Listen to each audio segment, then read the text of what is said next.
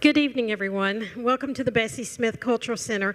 I'm Paula Wilkes. I'm the president of the Bessie Smith Cultural Center, and we're so glad you came out on this wonderful, lovely rainy night to join us for a topic that needs to be discussed, and that's teaching the true history in our schools and to adults as well, not only the students, but as to adults. This evening wouldn't be possible without our many museum partners that we have. We have a long list. They're on the bottom of the, well, no, they're not in that one. Sorry. We'll get those to you. But we have Blue Cross Blue Shield, TVFCU, Coca-Cola, just to name a few of them. But we're so proud to have those sponsors with us to let us do these type of programs. And we are live streaming tonight for those that did not want to come out into the rain. But we are going to get started, and I will introduce our moderator, which is Miss Stacy Lightfoot, who is Vice Chancellor of Diversity Engagement at UTC. It's her new position. Stacy's a longtime friend and person that we love here at the Bessie. Also with us tonight, we have Dr. Brian Johnson and Miss Candy Johnson, and then Mr. Franklin McCauley. And I'm going to go ahead and turn it over to Stacy and let her get started. We will have this mic up here for when we do a Q&A session that you will be able to come up and ask some questions. Thank you. Thank you so much, Paula Wilkes. Thank you all so much for being here. I'm Stacy Lightfoot. Like Paula said, and I'm the Vice Chancellor for Diversity and Engagement at the University of Tennessee at Chattanooga here, not only with an esteemed and distinguished panel, but I am also here with my friends. I hope they consider me their friend as well. But from your right to left is Franklin McCauley, former educator at Howard High School, former teacher, former principal in St. Louis, and the co-founder with his wife, Teresa McCauley, and cousins, Eleanor McCauley Cooper and Mel Cooper of the interracial group Chattanooga Connected. Let's give Franklin McCauley a hand. Thank you. Thank you. For those of you all who are streaming in, feel free to clap as well. We hear you in spirit. Next, we have Miss Candy Johnson, President and CEO of the Urban League of Greater Chattanooga. Y'all are picking up fast. This is it's a fast group. And last but not least, Dr. Brian Johnson, former superintendent of Hamilton County Schools, currently with U.S. Express.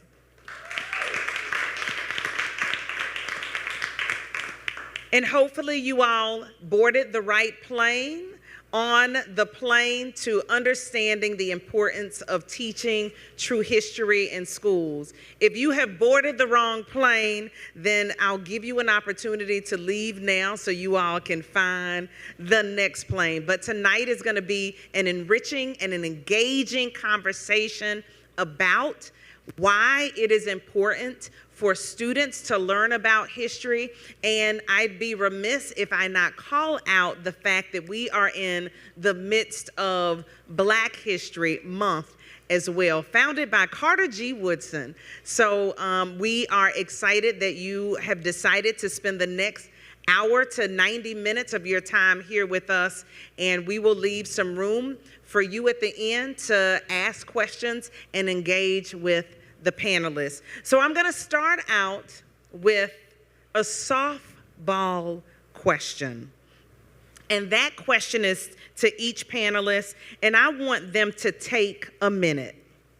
I want you all to take a minute to describe your experience learning history in school and how that knowledge has impacted your future.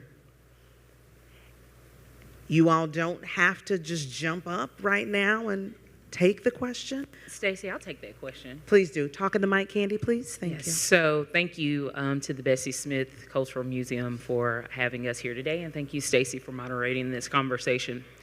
So I'll say my experience with understanding true African-American history was very limited inside the classrooms to Black History Month.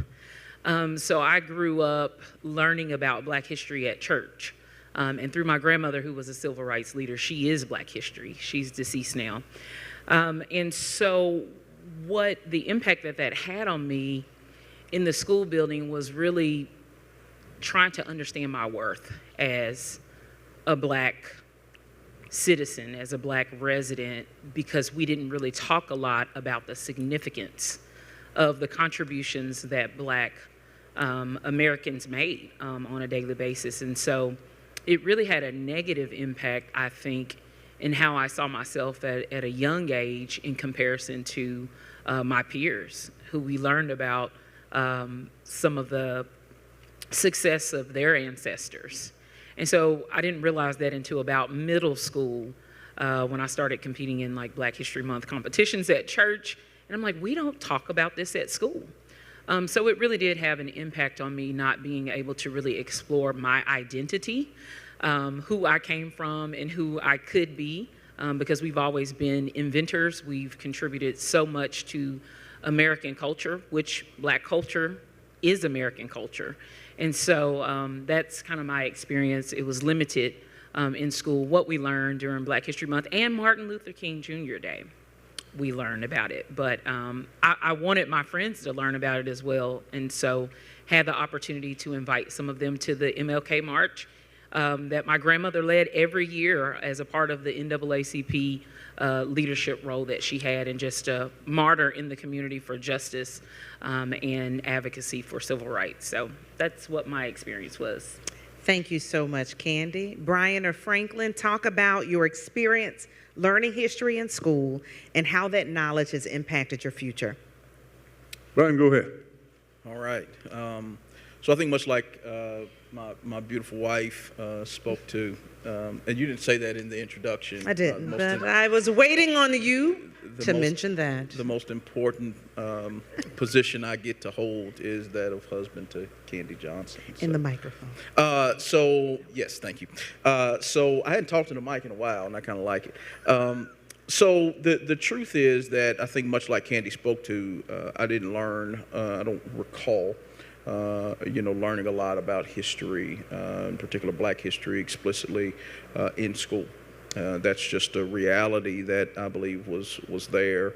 But much like Candy mentioned, I had the benefit of having parents that were very intentional about making sure that I understood who I was and where I came from, the sacrifices that were made so that I could have the opportunities that I have and have had. And so very explicitly, my mother was one of the first Blacks to integrate the University of South Carolina, and went to school during a time when there was National Guards armsmen that had to be a part of the going to school process. And so I was always extremely appreciative of the opportunity I had to go to post-secondary to matriculate through, and that was a part of my motivation for wanting to get a terminal degree. And so, again, much like was mentioned, but not a lot of exposure within school per se outside of, a Black History Month program here or there, or learning about, everybody learned about George Washington Carver, you know what I mean, those types of things, but really understanding the sacrifices that were made was not something that took place really, really deeply in school, but had the fortune, again, of having parents that really made sure that I understood that. Thank you so much. Franklin, before... Isn't that interesting? Our Black members weren't taught much about Black history. I wasn't taught anything about Black history. I was taught a lot about history, though. My great-grandfather was the minister of First Presbyterian Church right up here where First Centenary is. He wrote a whole book about his life and history. I learned through the Macaulay School, my grandfather and great-uncle who founded the school, what they wrote. My father was a historian. I learned a lot of history about white folks. I learned that Black folks had been enslaved in the South. I didn't learn about many Black leaders. I learned about a few. But a lot of what I learned just made me feel Black folks, you want the honesty? Black folks weren't much compared to me. The history I learned, I'm 81 years old. I was born in 1940. By 1950, my mother, a fine Christian woman, was telling me, we don't have to integrate with Black people. And in 1954, 55, 56, my father was, Headmaster Macaulay was telling me, Martin Luther King Jr. is a communist because he's meeting up there at the Highlands. Now, that's the kind of history I was learning about black people. I was raised with the old the Southern racism. I took the culture of the South, but I loved history, knew a lot of history, was raised with history. But my history of black folk was very limited and negative for the most part. And I'm sorry to say that, but that's the truth. And that's what I experienced. And you're going to hear later on what that did to me and how I wrestled with it. Thank you so much, Franklin, Candy, and Brian. And I want everyone to take a minute to really digest what we just heard. That a student can go, that Brian and Candy went 13 years in school, and I'm not sure about what your collegiate experience was learning about history, not learning about the history and importance of black people, and the negative impact that that had on you in terms of identity and how you socialize and psychologically think about the importance of black people. And what we heard from you, Franklin, is the history that you did learn was limited and it was negative. So you've got someone who's learning about black history that's limited and negative, and then you've got black people who are learning about history that didn't exist in their schools and negatively impacted their own, or had the potential to negatively impact their own identity. And let's fast forward to now. You all have some age on you. Franklin, I'm not calling you out. You just gave everyone your age. But Brian and Candy, you all talked about your experience in school. Brian, you probably are very well aware of what the landscape is now and how it has or hasn't changed. Do you see a difference of how schools are teaching students now about a history and a culture that you didn't learn about the other years ago?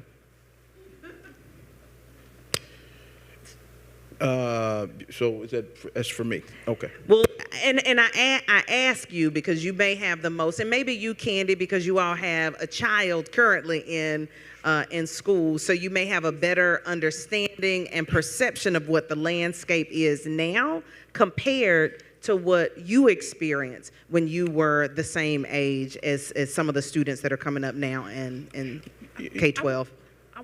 You can answer. But I wanted to comment on something you said for the reflection about kind of how our perception of ourselves, right? Mm-hmm. And understand that. I think what you don't know, you fear, right?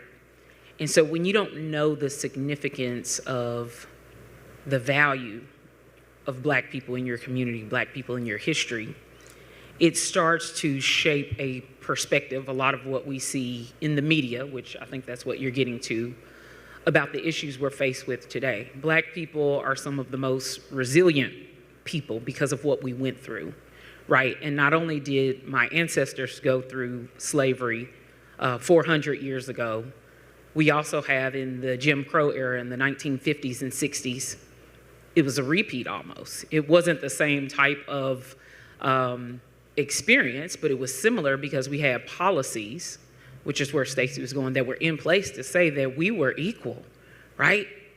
1964, 1965 Voting Rights Act, we could have all the same rights, but no, that wasn't true. And so because we don't focus on the truth, right, we end up repeating, and we end up having students who have limited ability to think critically about the past so that we don't repeat it in the future. And so it is a detriment, but going back to your response on that. Yeah, no, I completely agree. I think representation matters, right? So I think about my service as superintendent. I hope that there were, and I speak for all minorities, black males, black females, Hispanic, minorities that saw themselves, saw the potential they had in themselves, and what they could be and beyond. if you really peel back the layer, it's a fairly complex question, Stacey, because I think you've got a myriad of things that are transpiring during this particular time that we're in. You've got a national political climate that is ridiculous. You've got which in turn impacts state and local communities, and so you have a lot of mimicking of national politics that transpires, and what that does is. I think a lot of times we don't realize that a lot of times what's happening on the national scale in regards to the political environment is theatrical. It's political theater and posturing, and it's a lot of maneuvering that's going on. And so you find local communities where that's being mimicked, and so it plays out in what happens or does not happen. In schools, in local communities, and that is what we are seeing play out, and that's what we have seen. And so they've taken this thing called CRT, I'll use it as a prime example. Well, when the acronym was mentioned to me, I had to do some research on it because it wasn't something that was a part of the K-12 experience. But they perpetuated such a fear around what CRT is or is not. Like, it started at Harvard and law. Like it's a whole different, the set of learnings that's not a part of the K-12 curriculum. And then all of a sudden you're facing a situation where everything is boxed in as CRT. And so if I take a moment to teach about slavery, or if I take a moment to teach about civil rights, which are all part of state standards, who I felt the worst for a lot of times were teachers, because teachers are put in this really, complex place where can I teach this or can I teach that? And we always said, just teach the standards. If you teach the standards, don't back up in teaching the standards. Stay true to teaching the standards the way they should be taught. And so, it's just we are in a very interesting time where the national environment has impacted local environments, and we're seeing it play out in what's happening. And unfortunately, it's caused an unnecessary divisiveness. Now, you've also got things that have happened like George Floyd and, some really things that have caused an awakening on the other end of the spectrum there as well. So I think, I haven't seen significant change in regards to what's being taught, but I think to my point earlier, if we're not careful, we're going to repeat the mistakes of the past, and that to me is really scary. Thank you all so much, and I'm gonna come back there about repeating history when you don't know it or understand it. But I've had various conversations with Franklin Macaulay, who has an extremely interesting story about what has motivated you and encouraged you to start Chattanooga Connected, this interracial group, your own understanding and socialization into Black people, and understanding the importance of history and how that has really transformed and changed the trajectory of the relationships that you have with Black people now, but also changed the trajectory really of your career and of your life. And I want to take a minute to acknowledge that, and I want you to talk about that and respond to that. But I also, based on what Dr. Johnson said, talked about how hard it is for teachers. And I know you as an educator, right? Let me get to that one second. That's going to be so tough. And he said it. It is, and I do want to get there. So go right ahead at your own pace, Franklin. Let me jump in there. Brian Johnson talked about now and how tough it's going to be for teachers, and it is. But let me go back then and pick up on I am a historian. I love the Civil War. I'm a Civil War, World War II person. And when I was raised in Chattanooga on the Macaulay campus, we had Civil War artifacts but I was Confederate. Oh, boy, was I Confederate. 8 years old, I went in and said to my father, up at the top of Missionary Ridge, there's a big monument that says OHIO. And he said, yeah, Ohio. I said, aren't we Tennessee? He said, yes, but that's where the Ohio soldiers went up, beat the Confederates, and chased them to Atlanta and won the war. Won the war? We lost the war? Well, it's okay, Franklin. We got rid of slavery, and we held but we lost the war? And boy, I sang Dixie. I was Confederate. I ran around. I couldn't be in our shoot-em-ups. I couldn't be Grant. I was Stonewall Jackson and Robert E. Lee. Went on up. I was 10 years old, and I got on the bus, right, Central and Macaulay. I'd gone to a little private school, Bright School. I'm 10 years old at Central and Macaulay. I'm waiting on the bus. Bus opens up. I put my token in. Look, every seat's taken but one, and every seat is filled with a colored person. Oh my, I knew I shouldn't sit by a colored person. They weren't up to my standard. But how did I know? Nobody ever said black people or colored people, let's use color at that time, colored people are not as good as you. Nobody said that to me. I knew by the way they acted. I knew by the way my mother, we had a wonderful maid. She was wonderful. But we didn't give her the same respect of white people. So I wasn't going to sit down. There was one seat.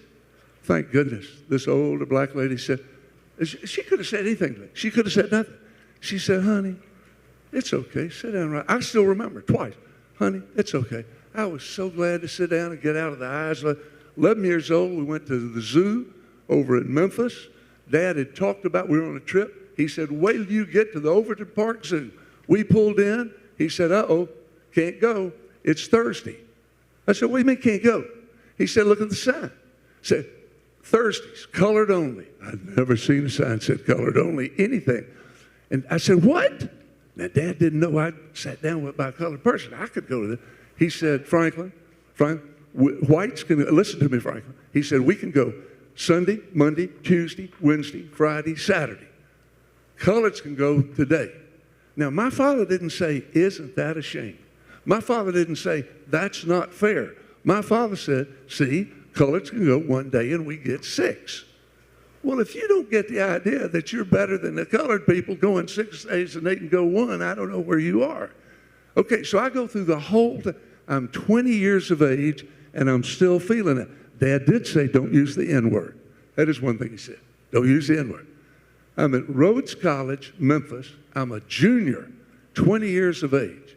And one of my best friends, a fraternity brother of mine, said, and Rhodes College, all white Christian school, said, we're going to go over to Lemoyne College today. Now Lemoyne, historically black. And I said, what? Why are we going? This was our Christian education, 100 of us in the room. He said, we're going over there to meet the colored kids. I said, why are we going over to meet the colored kids? To get to know what they think. Why do we care what they think? I said that. He said, Macaulay, you're the one that needs to go. We went over 2 Sundays after that. 30 colored kids sitting there around in a circle, and 70 of us. And we looked and stared at those kids. Oh, we didn't know who they were, what they were. And the black kid who was leading got up and said, welcome to Rhodes College. It's southwest of Memphis. That's why I'm having trouble saying it. Welcome to Rhodes College. Glad to have you. We're going to have a 3-hour dialogue. That means we talk to each other. We just talk to each other.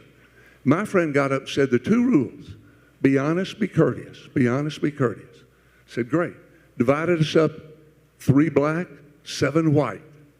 Put us in a little room, 10 rooms, that way. I sat back. I wasn't going to say anything. I wasn't going to say a word.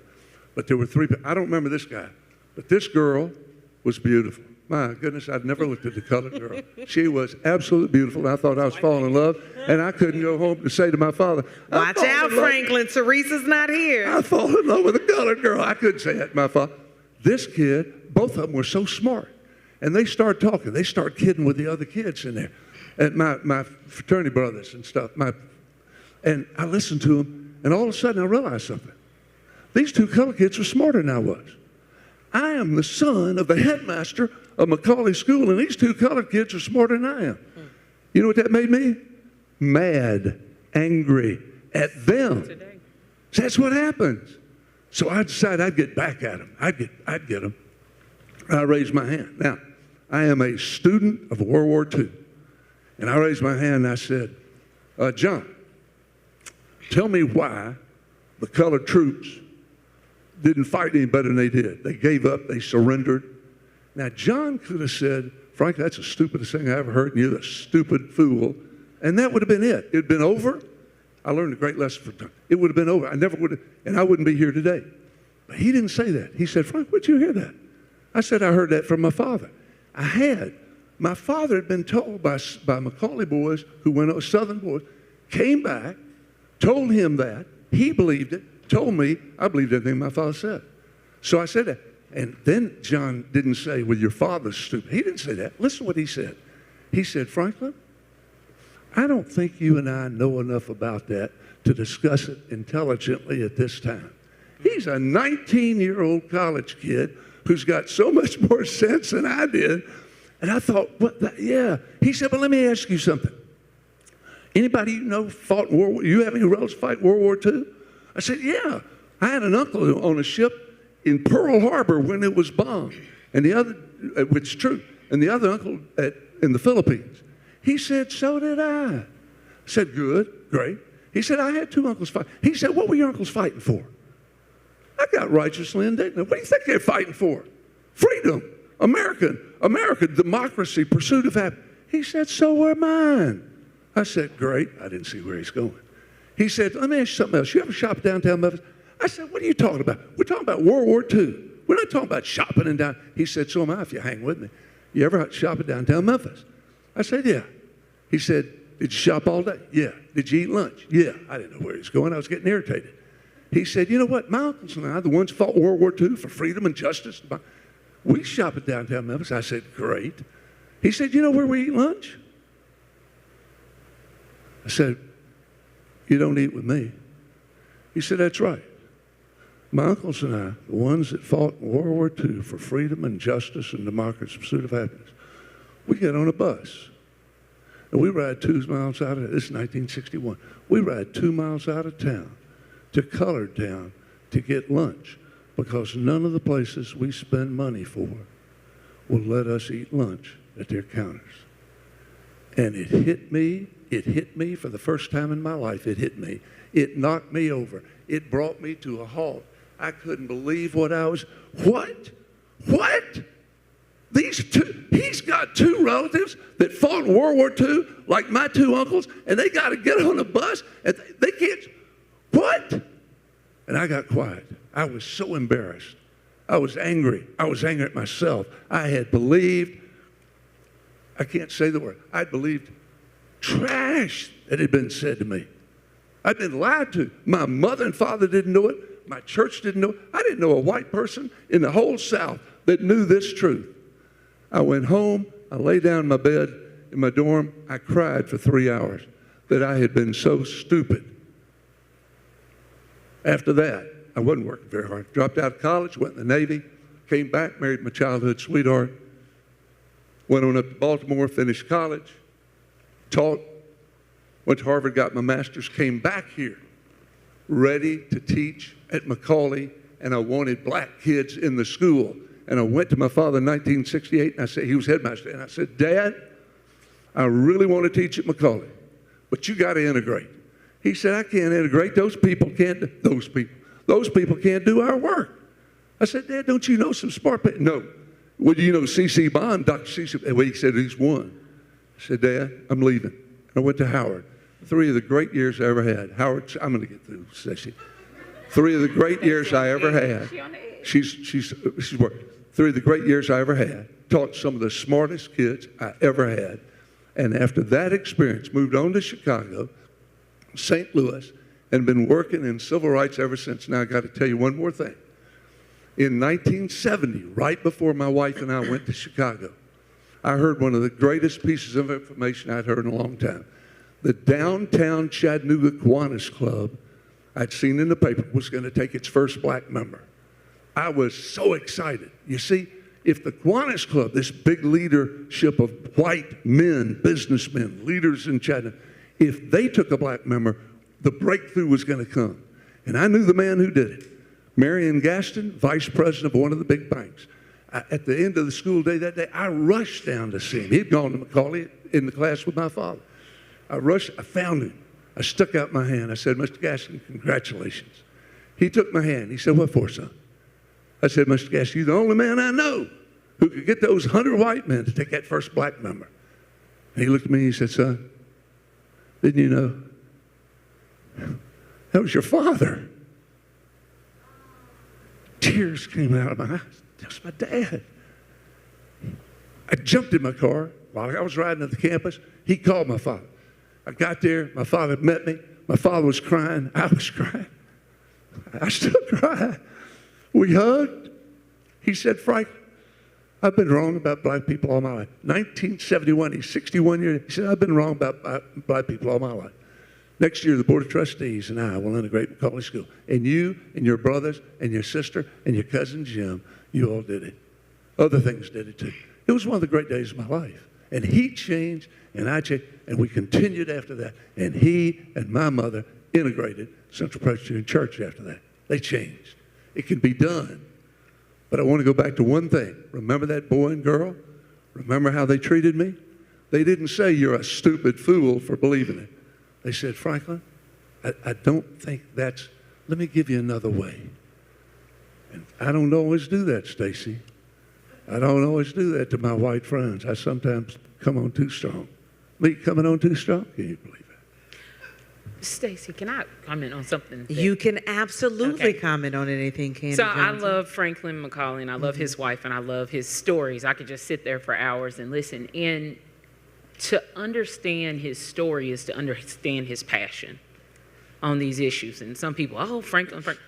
You know, he had an experience that still today a lot of our kids don't get to have, right? My son, who's sleeping right now, because he's probably tired of hearing us talk about this stuff all the time. But I look through the lens of him growing up in a city, in a public school system that didn't integrate into the 90s, right? And the schools are pretty much still segregated, right? Franklin had an experience, but not until college, to understand true history, right? And it took his dad until, the 70s. So this still exists today, and when we try to have these forms of censorship that Stacy was talking about, that a lot, we are hurting the future of America. We are hurting the fact that my son can't go to school and have diversity, right? And I'm talking about racial diversity, right? Because that's, at the end of the day, race, Raj Chetty, one of my favorite researchers, said that race is one of the most reliable predictors of life outcomes in every quality of life indicator. Health disparities, educational attainment disparities, but how do we get there? And so to your point that you were making so eloquently about your experience, if you don't understand his experience, you don't understand why he operates the way that he operates. If you don't understand my Black experience or my history, you don't understand why certain things may be triggers and why this translates to the workplace when you have white and Black and other cultural relations and certain things are said and it is a trigger. So get to know true history, because if you don't, you can't move forward together. But the sad thing is we are in the South, and specifically in Chattanooga. I've never lived, I love this community, and I'm hoping to, contribute to our progress, right, in unity through the work of the Urban League and so many other organizations. But we got to address true history, or we'll be back here. But the critical thinking that Franklin was able to develop was because of relationships, and to have an open mind, moving away from home. But then if you're at home still today and your parents are still feeding you this junk, where else do you learn about it? I wanna unpack something that you said about the three people from Lemoyne College that you met. Y'all had two rules. It's 10 groups, actually, 7 and 3 in each group. Okay? 7 whites, 3 blacks, because there were 70 whites, 30 blacks, yeah. Two rules to the 2 rules. conversation. I'm What was sorry, the I missed rule? you. The rules. 2 rules. Right. Be courteous and be honest. That's right.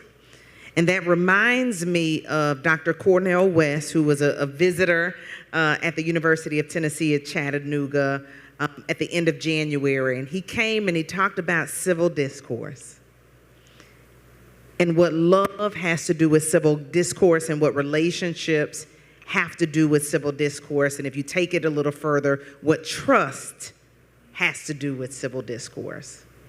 And so when you say the rules were to be courteous and be honest, Yes. that reminds me of this notion that civil discourse is engaging in conversation with the intent to understand. That's right. It is engaging in conversation, not with the intent to be right, but with the intent to understand where another person is coming from.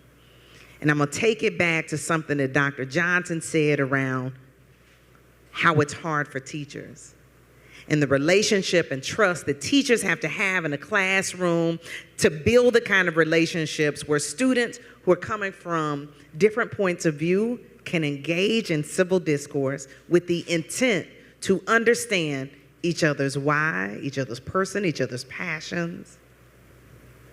And I want to talk about that for a minute. And I know it's a really volatile topic to talk about politics, and I don't mean for this to be political. I mean for this conversation to really be centered around people, around history and the history of people, and the importance of people understanding and standing the history of people, but also where the challenge and the fear is coming in classrooms and the legislation that is being introduced that is making that hard. We know this summer, in 2021, Tennessee lawmakers passed a bill making it almost impossible for public schools to teach this. Actually, it's decades old. This theory is decades old. Critical race theory. We've never heard about it. But teaching history, basically.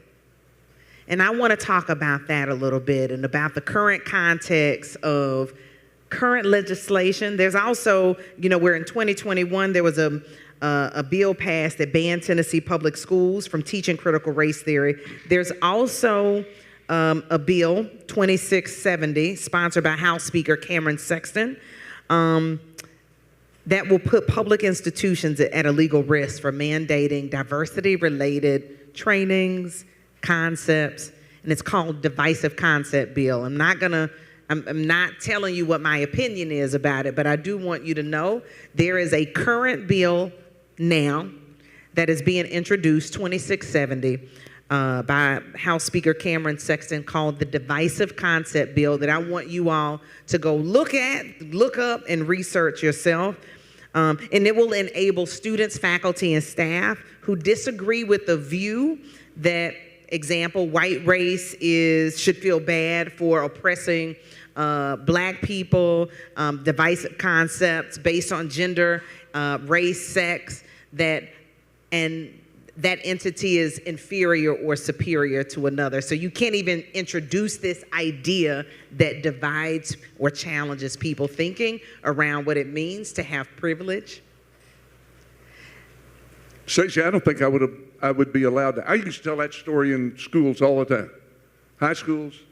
I've told it in elementary, middle schools, high schools. I don't think I can tell my story anymore.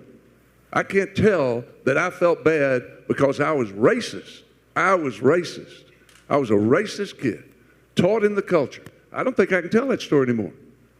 I think the teacher in that school, in that classroom, in that school would be hurt if I understand this bill. And it's a tremendous overreaction if the legislators who are passing bills like that really want, they call it divisive, if they really want our country to come together, what you do is you put in the qualified, the competent, the outstanding teacher, and let the kids talk about it. That's how we come together. Let me tell you something that hurt me a lot.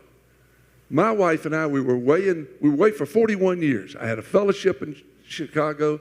I taught in St. Louis, principalship's what I did. Came back here 12 years ago. When I got back, of course, I knew all the black friends that I'd had at Howard. I knew all the white friends was born and raised with. And the first few people I ran into, my white friends, I'd say, by the way, who are your black friends? They said, friends. Yeah, people who are black who are friends of yours. I don't have any black friends. I said, well, who you know who's black? I don't know anybody black. It happened over and over and over. My wife and I couldn't believe it. We were here for a year and a half getting a house that we just bought, refurbished. We decided what we'd do. We opened up something we called Chattanooga Connected, and we had black and white come. We had up to 60 people at a time. We had 1,600 people in 8 years come through our living room just to meet each other, just to talk about what it is to be black and white. And one night, one of the black guys who came in, a black adult, he came in and he looked around. He saw the crowd. They'd already gathered. It was half and half. And he said to me, "You mean you got this many white people who care about this subject?" And a black man and a white man came in right behind that and said, "You mean you know this many black people?" Now that was the reaction. But I'll tell you something. When they went out the door, I had more black males and white males. The males did it. The females didn't say it too. They'd go out and say, "Boy, Franklin, I really needed this." And they did. And the only reason we stopped is COVID came and stopped us. But it was one of the great things I've ever been involved with. And here, we'd have 60 people in the room, then we'd break up into little groups, just like that group I was in. That was my model. And they'd just talk. Sometimes I had Macaulay and GPS kids come, black and white kids come and talk too, to get some diversity there. And it was wonderful. 10 groups started because of our group. I think only one of them is still going. And when we were put on CBS Evening News for 3 minutes and 4 seconds, and you can go back and find it, they put Chattanooga Connected in, it'll come up. We heard from 16 cities across the United States saying, "How do we do that?" One of them was Hernando, Mississippi. I was impressed with that one. Charleston, just a lot of them. Phoenix, St. Louis, Jonesboro, Arkansas. And that was the point, not to just have it at our house, but to let it spread in a home. I didn't want to do it in a church or a big venue. I wanted it in a home where people could see, hey, listen, I had one more thing to say. I had black people say, "I have never been in a white home on a social situation." And white people said to me, "I've never been in a white home where you had black people in a social situation." Folks, this was 2013 all the way up to 2019. That's pitiful. But it happened that way. We need to do more. Now that COVID's, well, it isn't over yet, is it? When it gets over, let's do it some more. Help us. So what do you think the impact will be today on that current legislation, the permeation of what current legislation, how is it impacting schools today, teachers today, students today? Mm-hmm. That's for me, right? I know it's for you. It's for you. It's for you, Doctor. So yeah, I think as I alluded to earlier, it's making it really, really difficult on districts and teachers to understand what to teach. I remember towards the end of my tenure sitting with a U.S. history teacher that was a part of our collaborative conferencing, the district's collaborative conferencing team, and we got done having a collaborative conferencing meeting where we really talk about, fringe benefits and salary and what we want to do for teachers. And at the end, he said, "Dr. Johnson, you got a minute?" I said, "Yeah, absolutely." And he said, "What's going on with these bills? And how am I going to teach?" He'd been teaching for like 15 years. Mm-hmm. And he was very concerned about getting in trouble and, what was going to happen. And there are punitive measures that have been put into place such that if districts are, there's a reporting structure to the commissioner, and if you violate it, you can lose funding for. I mean, this stuff has ramifications that's blown my mind around a theory that's not a part of K-12 education. And so the ramifications created a lot of unnecessary fear, concern in the midst. And here's the unbelievable thing about it, all this has happened in the midst of a global pandemic. So you've got already the pressures of a global pandemic that's transpiring on public schools, and mask or not mask, and Lord have mercy, I don't want to talk about that. I still got some PTSD. Mask or not, go to school or not. You got all the COVID stuff that you deal with, and then you layer on, teachers that have had years and years and years of experience teaching content and standards and subjects that are now second guessing. Do I take that out? And our statement's been, or was at the time, like, no, absolutely not. You teach the standards. What do the standards say? How have you taught it in the past? And keep plugging forward and teach. And so, it's just it's unfortunate that again the national context came down and and it always plays out this way, has impacted the local communities, and let me say this: Chattanooga isn't in isolation in regards to the difficulty in dealing with it. It is public schools across the country. I was a member of Chiefs for Change, which has been a national K-12 organization, and sit with superintendents from across the country in large districts, everywhere from Florida to New York to Philadelphia, and it doesn't matter where or who. It was a challenge and is a challenge that everybody is grappling with. And I think it's important, last thing I'll say to this, it's important, a couple of notes I think to take away with it as far as action. I think that's important for communities. It's important to engage in the legislative process. It is extremely important to be aware of what's happening during these legislative sessions. It is extremely important, obviously, to get involved in voting, and I don't, get into what party you're going to vote for, any of that kind of stuff, but you need to make sure that whomever's going to be representing you aligns with what you really believe. But after you vote, here's where we miss it a lot of times. We vote somebody in office, and then we don't hold them accountable. The accountability begins when these legislative sessions are happening. Show up at your county commission meetings. Show up at your school board meetings. Show up at the legislative sessions on the Hill in the state. Understand what's happening. You can access all there are, and people wouldn't know this. This was another challenge of public education that I experienced. In any given legislative season, there would be 2, 3, 4, sometimes 500 or 600 bills that are rolling during a single session. And so as superintendent, you're sitting there and, you got all this other stuff going on. Part of your responsibility is to make sure your board is aware, also make sure you're engaging with those legislative officials.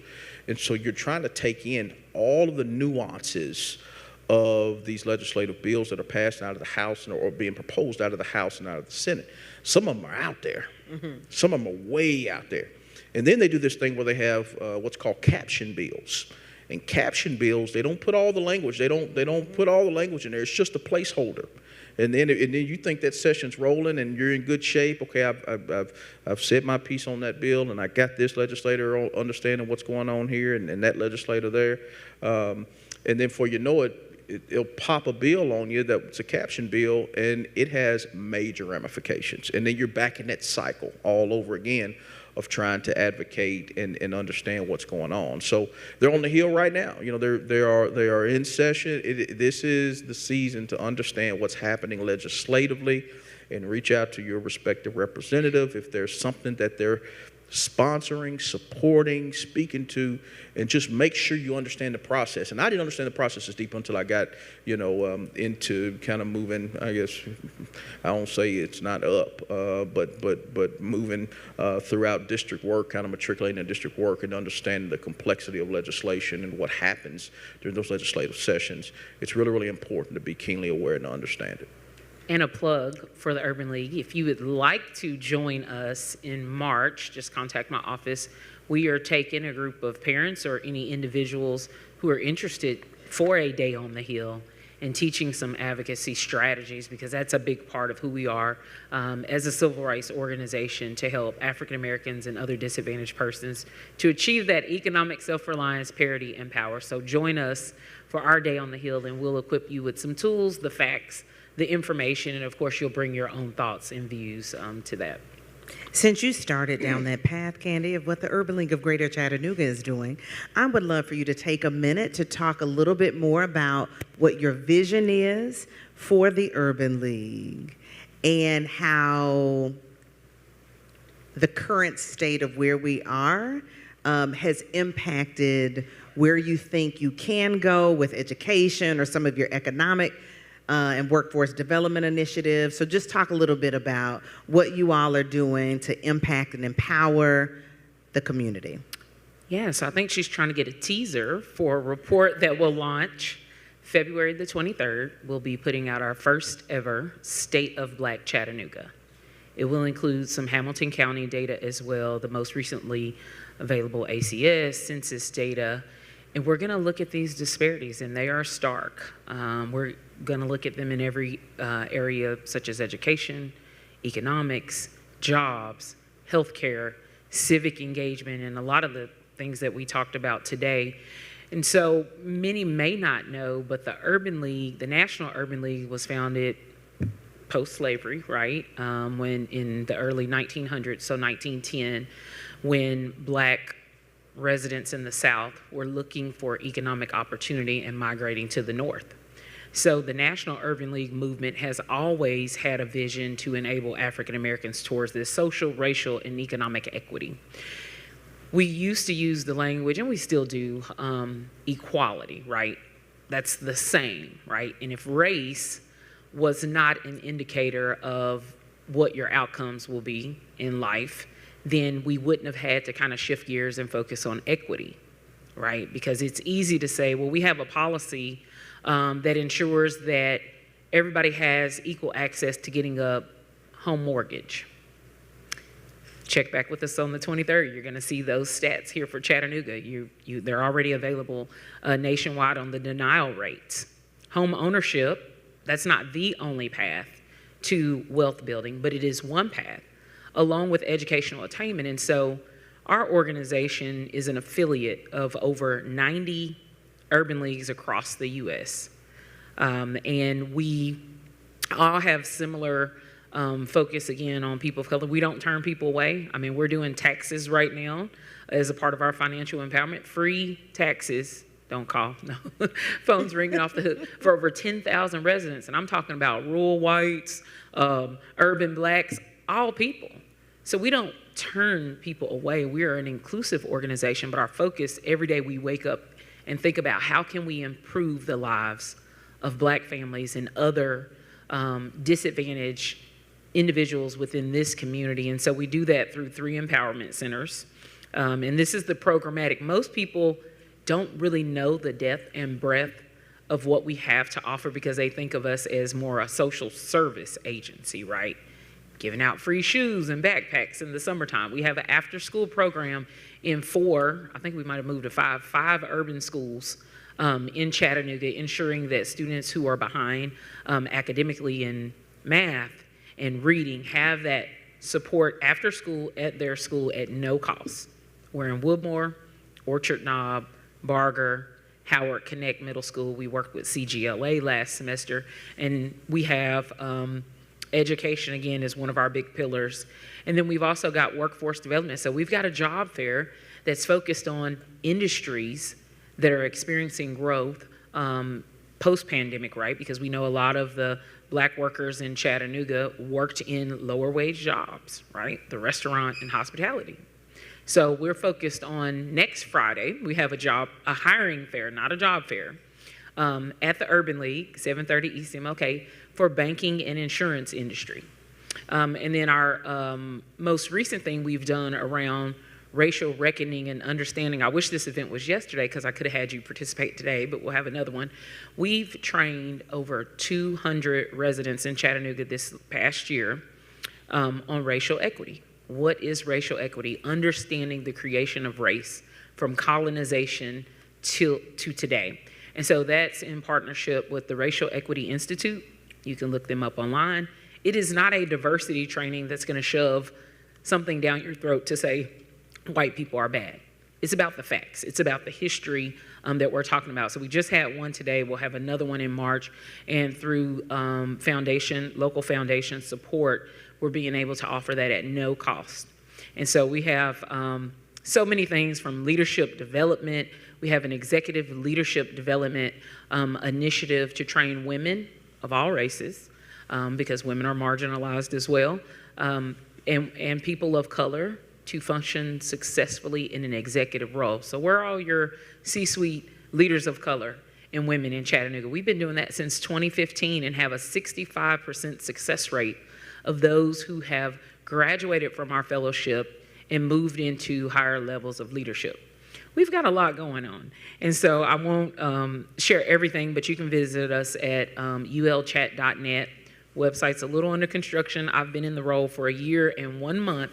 And so we are rebuilding our organization to be the economic development driver for the Black community, working alongside the mayor's office and other nonprofits, foundations. The university is one of our, I was telling Stacy the other day, I said, UTC is one of our best partners in moving this work forward. And so our goal is to see a day where all residents have what it takes, the skills, access, and opportunity to tap into the prosperity that Chattanooga has for some people, right? And so meeting people where they are, again, through our 3 empowerment centers, education and workforce, Center for Equity and Inclusive Leadership, and not to leave out our Economic and African American Business Success Center that helps with starting and scaling a business, growing a business, learning how to be successful in entrepreneurship endeavors. So we've got a lot going on. I think we're kind of a little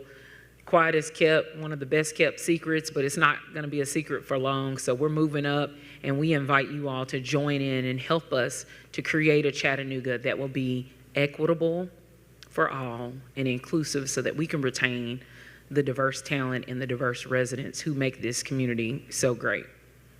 Doesn't your spirit want to clap right now? Don't you want to clap right now? Yeah, that's super. Hats off to Candy Johnson, wife of Brian Johnson. Husband of Candy Johnson. Boss of Brian Supervisor. Johnson. Supervisor. Mother of 2 beautiful children, but also the first female executive leader, CEO, and president of the Urban League, following in the footsteps of giant Warren Logan, first female executive director, president, CEO of the Urban League. Just wanted to give her the space and the opportunity to share all of the great work that she's doing within the year. So within the last year and month that she's been at the helm of that organization. Here's how we're going to spend the next few minutes of our time. I do want some audience participation. I have researched the benefits of understanding and learning true history. So what I'm gonna do is like rattle off a comment. I'm gonna ask Elijah Cameron, who's with the Bessie Smith, to take the microphone and walk it to the audience. After I say that comment, I just want you all to give your blink or quick reactions to the comment that I say.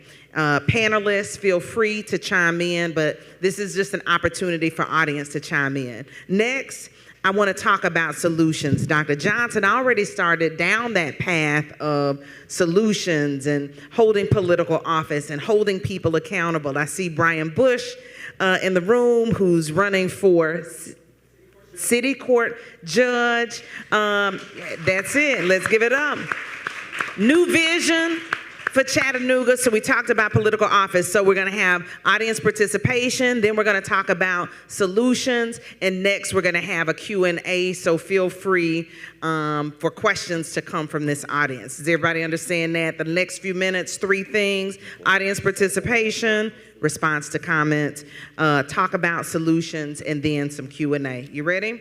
So I researched the benefits of studying history. 1, and if there's something that is on your spirit or your mind to say in response to this, please feel free to take just a few seconds. And if I can have Mr. Cameron walk the mic over to you all. Benefits of studying history: developing an understanding of the world. because learning how past societies were built helps us understand how to change present societies. Developing an understanding of the world. She said something.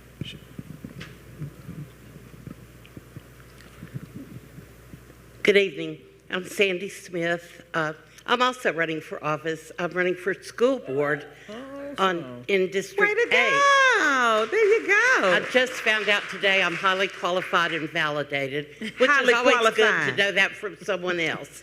Awesome. Several of my friends have already mentioned that I'm overqualified. They just don't know that yet. I'm a retired educator. You were amazing. In response to that comment, what good is it to study history if we are not able to learn from our past? I came into education a little bit through the back door because I worked in the Department of Mental Health, working with children who had emotional and behavioral issues.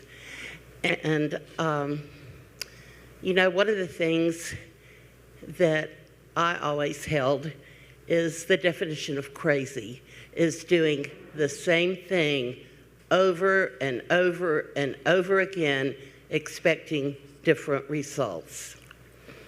If we don't learn from history, you know, Franklin, I'm a few years younger than you are, but not that much. And I was thinking about my history. I went to a public school, to East Ridge High School, and my American history teacher, when she taught history, she had some wonderful anecdotal stories, but all of our history was rote learning. Our exams were multiple choice, short answer, matching, et cetera, et cetera. And I was a junior in high school. In my teaching, regardless of the students that I had, I wanted students to learn to draw their own conclusions and have higher order thinking skills. And I will tell you, I was a special ed teacher, but you meet children where they are, and then you take them forward from there. And Dr. Johnson, I really appreciated your term and service. Thank you very much. Candy. Let's give it up for Dr. Johnson. And Candy, I'm very excited. I have signed up and registered for a diversity training that's coming up through the Urban League. Oh, yay. Thank you so much. All right, second comment. Benefits of studying history. To become more well-rounded, lessons can be applied to one's life's experiences and get a deeper understanding of what differences are. Happy Thursday. Happy Thursday. My name is Jennifer Crutchfield, and I find it very frustrating that students all over the country, whether they're in Chattanooga or Wisconsin, are learning American history in 2nd grade, 4th grade, 6th grade, 8th grade, and 10th grade, but teachers don't have the opportunity and luxury to contextualize it within their city so that kids are not only learning that national standard American history, whether it's Revolutionary War or westward migration or Trail of Tears. Chattanooga has so much of it, but Chattanooga kids don't always have the opportunity to contextualize it. And contextualizing it gives them the opportunity to learn about Jacob Cummings, about Styles Hutchins, about John Higgins, about Randolph Miller, about all the people in Chattanooga's history who are just as important and reflect all of those American history standards. Thank you. Thank you so much, Jennifer Crutchfield. And of course, that's what we do here at the Bessie. We teach about those people. Tell us a little bit more about that, Elijah Cameron. Well, certainly we, here at the Bessie, we call ourselves, we tell the true story of African-American history, especially those here in Chattanooga. That's what we do here at the Bessie.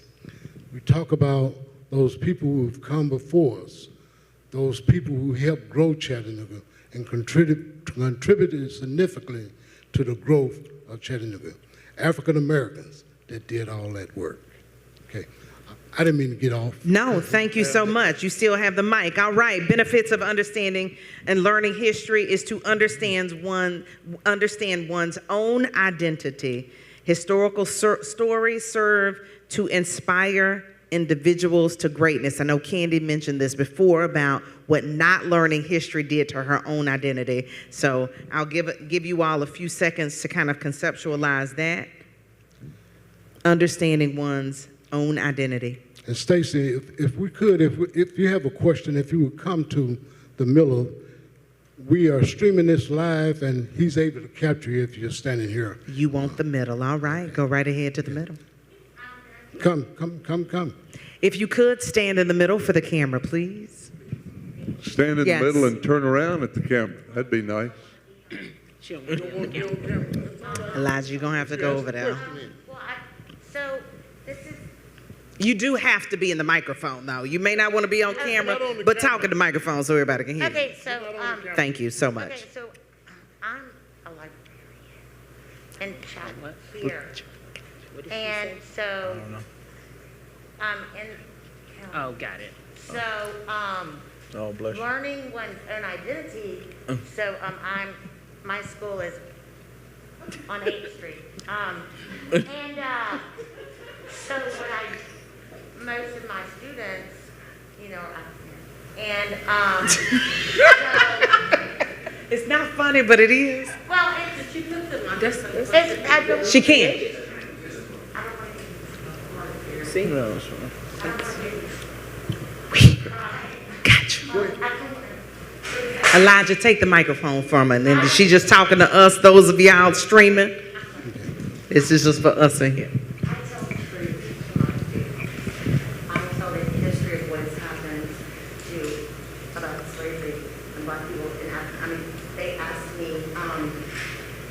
Last year, what does Donald Trump think about Black Lives Matter? I said he thinks they're terrorists. And I'm talking forward. I'm telling them the truth, and so understanding your own identity. So my students, I help them, and I help them find books that reflect them. And this legislation that is coming down, Let me suggest something. We've got a big audience out there. Would love to hear, but you can't do that. Why don't we, who are with her, why don't we stay a little bit afterwards to hear her? We'd really like to hear what she has to say. But the audience out there is going to drift from us if they're not hearing people here. Is that possible? It is. We're going to give you 15 more seconds. Audience on the camera, you're just going to have to drift for 15 seconds, and then we'll talk to you later. But I do want to give you 15 seconds to close out this thought. Thank you, Franklin. Seeing what other people with your identity through books helps you understand what you can achieve, especially in overcoming obstacles. Thank you so much. Let's give it up to her for being brave. Thank you so much. And of course, that's the scary part of these discussions. It is. Yeah. It is. Very bold, very brave, very courageous. Learning from mistakes. Those who can't remember the past are condemned to repeat it. You mentioned that today. Thoughts, ideas. If not, we can keep moving. Yes. In the middle for the camera and the audience. Please, thank you. That's fine. So am I supposed to be that way? Turn that way if you would. Sure, and sure. they can see. Oh, actually, you can because there's a camera here. There he is? Yes. There, the Get camera. all sides of me. Yeah, great. Hi, I'm Angela Favaloro, and I'm a community member and an activist locally. I think the past mistakes thing is being able to talk through past mistakes and learn and be able to say, hey, I was wrong, or I need to change or pivot is huge. And when we don't teach that there were mistakes and there was growth and that there was change, then we're teaching kids that they don't have to learn how to hear and grow, and that they can make mistakes and that they can change from that. Yeah. So I think in that in a lot of ways, teaching that part is, you know, if we're not showing that mistakes were made, you know, like, America's awesome, it never fails, we're wonderful. No. We have a very, very dark past. But learning that definitely challenges everything and gives you the authority to and self-identity to know, like, that these outcomes came this way and what you can do to make that different or better for those you care about. And as your circle broadens, you make bigger decisions at a macro level instead of staying in one lane with very little influence for decision making. I think you're saying even if America makes mistakes in America, we can still be patriots. Absolutely. We are patriots who have made mistakes. Absolutely. And we get better. Thank you so much. Thank you. Yes. What was her name? Angela. I love what you said because it really ties to the future of work, right? When you think about the demographic shift that is already here, I mean, basically, the census was not as effective in counting communities of color this past year, but by 2040, we're going to experience this. See, corporations already know this. They can't find workers today, right, of all races, and specifically in certain industries, workers of color, right? And so what you shared is that we have to be able to think and talk about past. Corporations know this, universities know this. That's why everybody now is shifting to a culture of inclusion and diversity and equity. But in the schools, if we say, we're not gonna talk about any of that, we're creating the future of work that's not gonna be prepared for what they're gonna walk into, right, to be able to think critically. And we say, going to a public school, getting a great education, some of the most brilliant people are the best thinkers, are the best problem solvers. They're able to have civil discord, right? Isn't that citizenship? Isn't that, you know, when we were in elementary school, you got that citizenship award? It's all interconnected, but it's fear, right? And it's power, it's rhetoric, and so you just made me think about that with what you shared, and that was powerful. So Thank you so much, because that brings me to my next point that no one has to respond to because she just did. Developing transferable skills in students, allowing students and teaching students to critically think and analyze information. Lastly, connecting events together.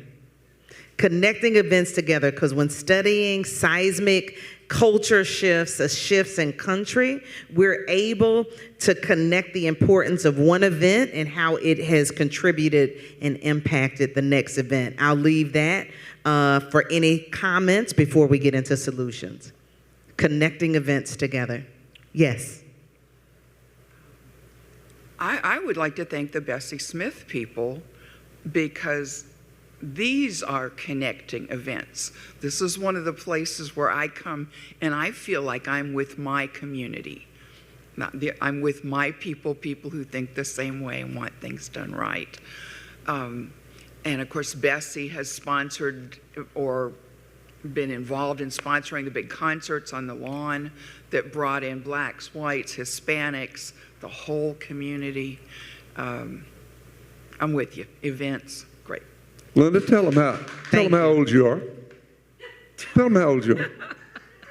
Do you know how old I am? I'm 72. Why? She's out all the time making connections. This woman is a leader. She's 72. Folks, if you're 70, 80, 90, you can be out there making connections as Linda does. Look, you're old, but I'm not. I wish y'all could see her face. You can. You The claim it if you want, but I love it. I haven't owned up to that. Awesome. All right, so we're shifting now to solutions. Dr. Johnson, you talked about political office and holding people accountable. What do you think are some solutions despite and in spite of the barriers that we're facing in our current climate? Franklin, I'm going to pass this over to you. Well, I was waiting on. I know you were. What are the solutions? Let me tell you the best solutions I have. One solution is not to tell the kids they can't talk about things and teachers you can't teach. That's not the solution. If those legislators who are saying that, I don't want to say you're racist, you're racist, you're racist. What I want to say is you're not thinking about how we bring the next generation together, all of them, white, black, white, black, Hispanic, all people, together to build a stronger country. You do it by opening up. One legislator put something, I saw a bill which said, only have the kids talk about math and science, and I think he said reading and writing. He said, teach the skills. Like thinking isn't a skill. Thinking and talking and enlarging one's mind, and my putting out my thought, and Candy putting her thought out to me, and we going back and forth and coming up maybe with a new thought that's better than either one of the two. Now, white people, we got to start reaching out to our black brothers and sisters and other people of color. We have to do it. Black people, black brothers and sisters, I got to tell you, if I get some white folks ready to hear some good stuff, I got to count on you to be there with me to talk and to meet with them. The way we make the connection is to talk, and all of a sudden, there are two people who have not trusted each other before, and now they're trusting each other, and they're changing together.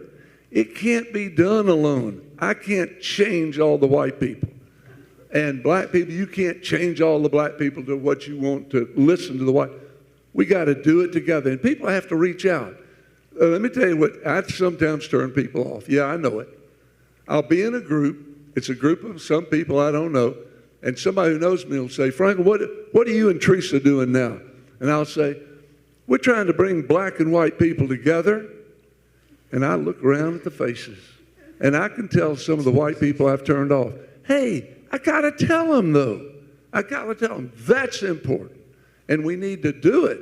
And if we don't do it, not only for aid, if we don't help our young people to get together and to talk honestly about the history of this country, what's made us great, what hasn't made us great, what will make us greater, if we don't do that, that's not patriotic. Patriotism is making us stronger and talking. I don't know how to say it better. That's the best I can say. Thank you, Franklin. Solutions? Yeah, very briefly, I think agree with what Franklin said. I wake up every morning, I look in the mirror, and I see this guy that's 6'3", 185 pounds with a full hairline and no gray. I thought you were talking about him. No, I'm talking about me. I'm talking about me. And I'm not 6'3". I'm not nowhere near 6'3", and I'm definitely not 185 pounds. And my hairline is definitely not, you know what I mean, okay. in a good. I'm done, so it's all good. But a lot of times we see ourselves the way we want to project and the way we want to see ourselves. And, research teaches this, that there are two ways to affect change.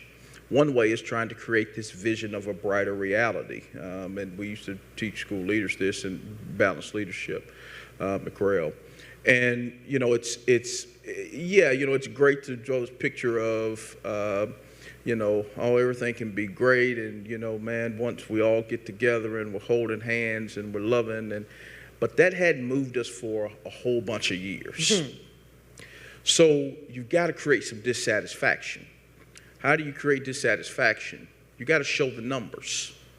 And we've got to be really transparent about what the data says. I always get data people, what the data say. It's really how you're supposed to say that. What the data say. That doesn't feel right as an English person. What the data say. The data say that when you look at subgroups, right? I'm talking the education context. When you look at subgroups, black, white, they don't even claim black, white, economic disadvantage, students with disabilities, English learners, that there is significant difference in academic performance across subgroups. Students that are not in a subgroup significantly, times 2, outperform other students. Now, the interesting thing is you can lay those data over the home ownership, and it looks the same. You can lay those data over the earning potential, the average income, and it looks the same. And we've got to get very, very comfortable, I think, as a community and a country with really stopping looking at ourselves in the mirror like we're 6'3", 185 pounds, and we don't have gray hair. Because the truth is, the data says something different. And I think we've often we're so proud because we're America that we don't look ourselves in the mirror and say, I tell people all the time, I'm an anomaly. My wife, we're an anomaly. We're an anomaly as a couple. In Chattanooga, we're an anomaly. There's not a ton, and that should not be the case. It should be the norm that middle and middle upper class, black and brown, and other families are in communities and have an opportunity to thrive and be successful and earn good livings and raise their children wherever they want to raise. All those types of things should be just the norm. That's that brighter reality.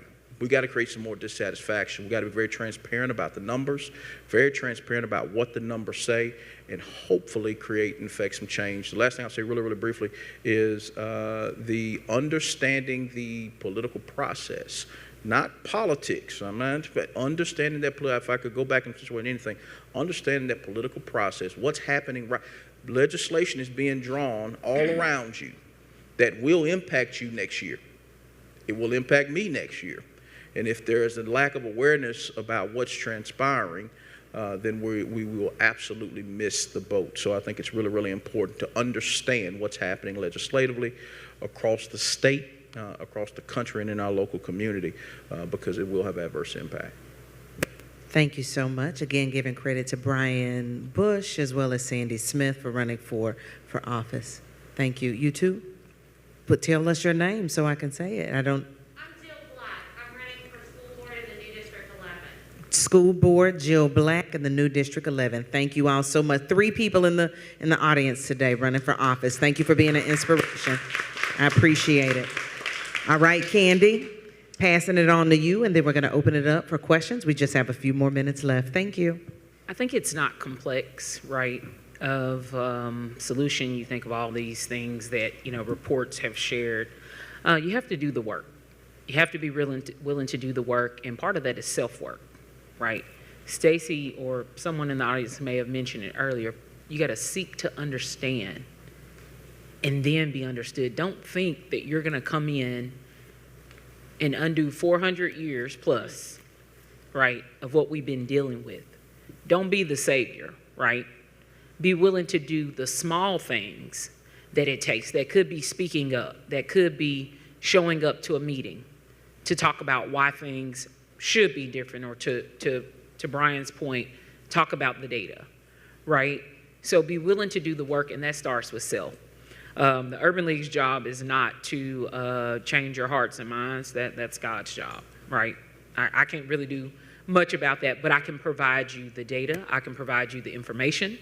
I can provide you the context, and hope that you will be willing to take it and do something. And so even leaving here today, you should be asking yourself, okay, what is it that I can do? And Franklin gave some examples. And so that was one of the things, do the work and be vulnerable, right? Because hearing the truth sometimes is really hard. And I know someone was saying something earlier about, well, maybe I said it was about fear, fear of the unknown. And so what we try to do is treat it like the family secret that no one wants to talk about. And when it's not addressed, it doesn't get better for the next generation and the next generation. And so you got to address the elephant in the room. If you're the one who's building the table, right, and you're inviting people to be a part of that table, you don't have to dominate. Like, let other people lead who have these experiences and show up to support. And so those are 2 ways: is do the work, and it starts with self.